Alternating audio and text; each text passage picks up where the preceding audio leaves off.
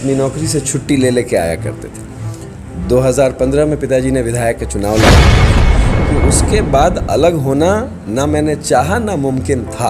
अब कैसे कोई कह देगा चुनाव के बाद कि अब चुनाव हो गए, अब हम चाहते हैं। और जैसा पार्टी आदेश देगी, जैसा पार्टी कहेगी वैसा। राजनीति में लोगों को थोड़ा सा बदलाव चाहिए। अब देखिए पार्टी वही है, वही उसी पार्टी में एक क्षेत्र में आप देखेंगे ज़्यादा कार्य हो रहा है, दूसरे क्षेत्र में कम हो रहा है। युवा में एक शक्ति होती है, युवा में एक ऊर्जा होती है, युवा के पास समय होता है ज़्यादा करने का। राजनीति में वो नए थे, लेकिन समाज के लिए काम करने में वो नए नहीं थे और बहुत कुछ उन्होंने किया। और ये मैं ही नहीं, पूरा चंपारण भोजपुरी बोली ले, थोड़ा बहुत बोल ले। अब आगे समय बताइए हम कितना बोलो तनी कितना। आप किस पार्टी से चुनाव लड़ेंगे, या पार्टी का टिकट नहीं मिलता है तो क्या आप निर्दलीय चुनाव लड़ेंगे, ऐसा हमारे दर्शकों का सवाल है।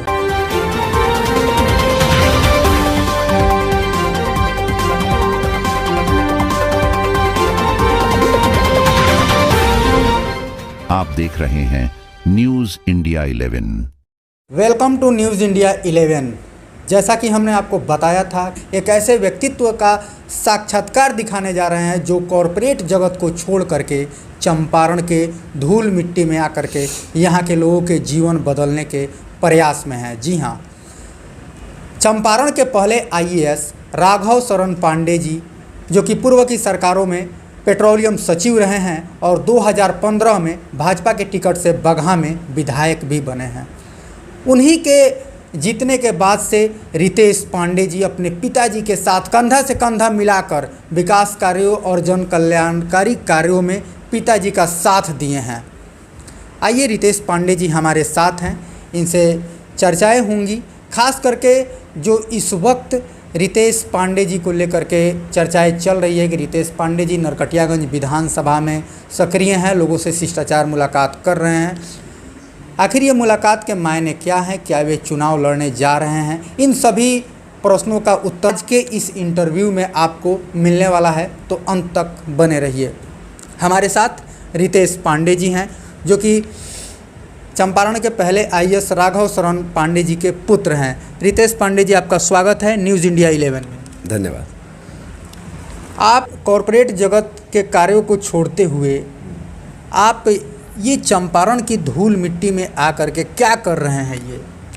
नहीं, ये सवाल तो आपको 10 साल पहले पूछना चाहिए था, क्योंकि 10 साल से हम यहाँ आ रहे हैं और धूल मिट्टी में नहीं आ रहे हैं, हम अपने घर आ रहे हैं। जी। हम अपने लोगों के बीच आ रहे हैं और हमको बहुत आनंद आता है। शुरू में आते थे क्योंकि पिताजी आते थे, यहाँ पे कार्यक्रम होते थे, हमको अच्छा लगता था, तो अपनी नौकरी से छुट्टी ले लेके आया करते थे। 2015 में पिताजी ने विधायक का चुनाव लड़ा।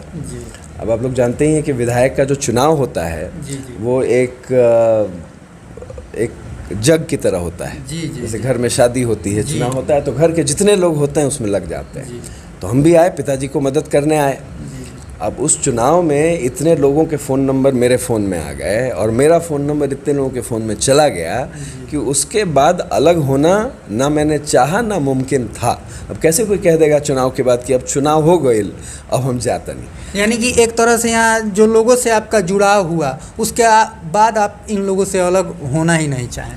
ना इच्छा हुई, ना मन किया, ना पॉसिबल हुआ। इसीलिए वो अपने पुराने लाइफ स्टाइल ठाट बाट वाली ज़िंदगी को छोड़ते हुए चंपारण में आकर के यहाँ के लोगों की सेवा करने की आपने ठानी। जी, सही बात। अभी वर्तमान में आप नरकटियागंज विधानसभा में भ्रमण कर रहे हैं, लोगों से शिष्टाचार मुलाकात कर रहे हैं। सोशल मीडिया पर लेकर के इस बात को काफ़ी लोग संभावना जता रहे हैं कि इस बार आप विधानसभा चुनाव लड़ेंगे नरकटियागंज से। अब लोग बहुत सारे अंदाज़े लगाते हैं, हम तो लोगों के बीच में हैं, अपने लोगों के बीच में हैं, उनसे बात कर रहे हैं, उनका मन जानना चाह रहे हैं। और हमारा जो एक परिवार है, जो पार्टी है, जो समाज है, उसका हिस्सा उनसे घुल मिल रहे हैं, उनसे बातें कर रहे हैं। हाँ, चुनावी बात भी है, इससे इनकार में नहीं करूँगा, ज़रूर है। और जैसा पार्टी आदेश देगी, जैसा पार्टी कहेगी वैसा करेंगे। अभी आप लोगों से मिल रहे हैं, क्या आपको फीडबैक मिल रहा है नरकटियागंज विधानसभा क्षेत्र में? क्या कुछ विकास हुआ है? ये जो NDA का पूरा 20 साल रहा है, क्या लोग कितना संतुष्टि जता रहे हैं? नहीं, मुझे लगता है एक बात जो उठ कर आ रही है कि लोगों को राजनीति में, मैं ये केवल नरकटियागंज या किसी खास एरिया के बारे में ऐसा नहीं टीका टिप्पणी नहीं करना चाहूँगा, लेकिन राजनीति में लोगों को थोड़ा सा बदलाव चाहिए। अब देखिए पार्टी वही है, वही उसी पार्टी में एक क्षेत्र में आप देखेंगे ज़्यादा कार्य हो रहा है, दूसरे क्षेत्र में कम हो रहा है, कहीं स्वच्छता से हो रहा है, कहीं दलाली ज़्यादा हो रही है, तो वो जो वहाँ का जो जनप्रतिनिधि है उस पर बहुत डिपेंड करता है। और मिला जुला के ये सुनने को आ रहा है कि लोगों को एक साफ छवि वाले, स्वच्छ छवि वाले, पढ़े लिखे, गतिशील इंसान की खोज आवश्यकता है। और लोग शायद कहीं ना कहीं मुझ में वो देखते हैं, ऐसा मुझे लग रहा है। ऐसा लग रहा है। रितेश पांडे जी का कहना है कि लोग इस वक्त पढ़े लिखे युवा को ढूंढ रहे हैं, जो ये जो नया विजन है, जो युवाओं का एक प्रदेश है बिहार, यहाँ पे कुछ युवा ही कर सकता है। अच्छा, हाँ, युवा में एक शक्ति होती है, युवा में एक ऊर्जा होती है, युवा के पास समय होता है ज़्यादा करने का, तो ये बात युवा को थोड़ी प्राथमिकता देती है। ऐसा नहीं है कि केवल युवा ही अच्छा कर सकता है, लेकिन उसके कुछ एडवांटेजेस हैं और वो होते हैं। हमने आपके बैकग्राउंड्स के बारे में सुना है, आपने बहुत सारे मतलब अच्छे पदों पर रहते हुए कार्य किए हैं। हाल ही फिलहाल में आप लगभग गुजरात में आपने नरेंद्र मोदी जी पर एक फिल्म भी बनाया था, उसका आप खुद प्रचार भी कर रहे थे।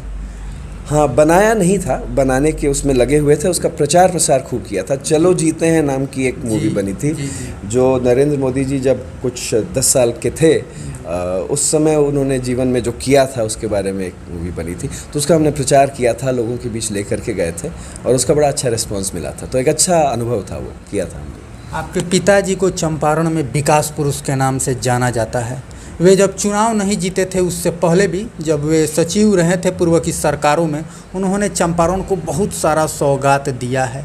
क्या आप संदेश लिए अपने पिताजी की ज़िंदगी से, जो कि आप अपने राजनीतिक करियर में उसको दिखाना चाहेंगे, या जो उनका सपना पूरा नहीं हो पाया उसको आप पूरा करेंगे?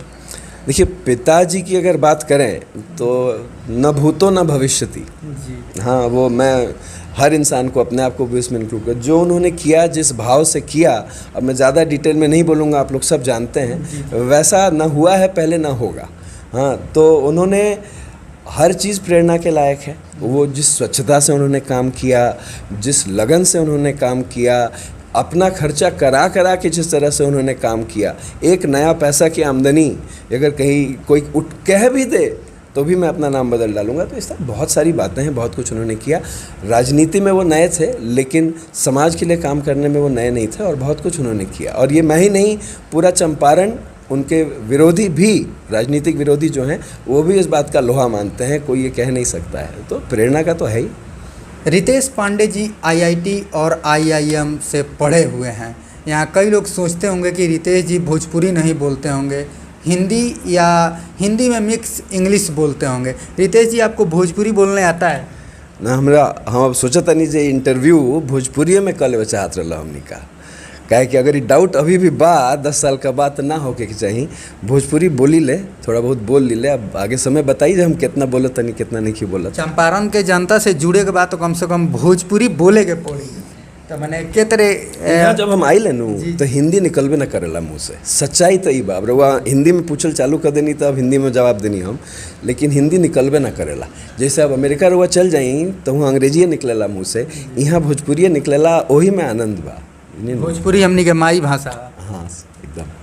चलिए, आपने जो चुनाव की बातें कही हैं, हमने आपका एक पोस्ट डाला हुआ था कि आज रितेश पांडे जी का हम इंटरव्यू करेंगे, तो उसमें कुछ लोगों ने सवाल दिया है, आप किस पार्टी से चुनाव लड़ेंगे, या पार्टी का टिकट नहीं मिलता है तो क्या आप निर्दलीय चुनाव लड़ेंगे? ऐसा हमारे दर्शकों का सवाल है। नहीं, निर्दलीय नहीं लड़ेंगे। हम भारतीय जनता पार्टी के मेंबर थे, हम फिर से भारतीय जनता पार्टी के मेंबर बने हैं और पार्टी का हम कार्य कर रहे हैं। हम यहाँ पार्टी का जो परिवार होता है उसमें परिवार के सदस्य के रूप में सम्मिलित होने फिर से आए हैं। चुनाव लड़ना is a by product of that. यदि आप तो हम निर्दलीय लड़ने का सवाल नहीं है, भारतीय जनता पार्टी से लड़ेंगे यदि पार्टी ने सही समझा, पार्टी ने आदेश दिया, पार्टी ने जो कहा, जहां से कहा उस हिसाब से हम करेंगे। हालांकि उस सीट से कई ऐसे जो चेहरे हैं वो दाव ठोक रहे हैं नरकटियागंज से चुनाव लड़ने के लिए, क्या कहेंगे इस पर आप? अब वो दाव ठोक रहे हैं, उनसे पूछिए, लेकिन अब उसके बारे में मैं कुछ नहीं कहना चाहता। उसके बारे में कुछ नहीं कहेंगे। रितेश जी को अभी आप सुन रहे थे, इन्होंने अपने बारे में भी बताया है और चुनाव के बारे में भी इन्होंने बताया कि हम चुनाव लड़ने की इच्छा है, लेकिन ये निर्दलीय चुनाव नहीं लड़ेंगे। भारतीय जनता पार्टी के ये एक कार्यकर्ता हैं और पार्टी का आदेश इन्होंने बोला है कि सर्वोपरि है, वो जिस तरह से आदेश देंगे करेंगे। कई लोग भ्रम की स्थिति फैला कर रखे थे कि रितेश पांडे इस वक्त निर्दलीय चुनाव लड़ने की तैयारी में थे। इसी को लेकर के हमारा वार्ता रितेश पांडे जी से हो रहा था। आपके पिताजी बहुत सारे विकास कार्यों को अंजाम दिए हैं, जिसका आप भी मतलब साक्षी रहे हैं, क्योंकि कहीं ना कहीं जब राघव शरण पांडे जी बगहा से विधायक बने थे, हम लोग भी देखे हुए हैं, चूँकि हमारा पड़ोसी विधानसभा है, आप उनके साथ ही लगे रहते थे। एक बहुत ही अच्छा बात निकल करके सामने आता था उस वक्त, आपके पिताजी विकास कार्यों में पीसी नहीं लेते थे। नहीं, बिल्कुल नहीं लेते थे। सही बात है। आप कहीं ना कहीं ये आपका आइडियोलॉजी तो नहीं? बिल्कुल है, पिताजी की आइडियोलॉजी से हट के कैसे चल सकते हैं हम। पीसी नहीं लेते थे और बहुत कुछ नहीं लेते थे जो ले सकते थे। इस एरिया में मेरा अनुमान है, बगहा में, मैं अब नंबर आंकड़ा नहीं देना चाहूँगा, लेकिन कई 100 करोड़ का काम हुआ है। लोग अब बहुत सारा अंदाज़ा लगाते हैं कि अन्य लोग होते तो क्या करते।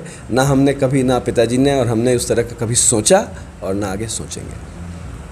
आप लोगों को क्या संदेश देना चाहेंगे, चंपारण के लोगों को? ये जो आने वाला विधानसभा चुनाव है 2025 का, अपने चंपारण के लोगों को आप क्या कहना चाहेंगे?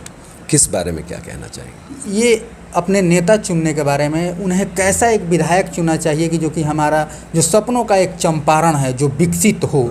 आज भी हम लोग इलाज के लिए बाहर जाते हैं, दवाई कमाई के लिए बाहर जाते हैं, तो क्या हम लोग चंपारण को उस तौर पे विकसित नहीं कर सकते हैं कि यहीं हम लोगों को सारी सुविधाएं मिले, हम लोग कहीं भटके नहीं?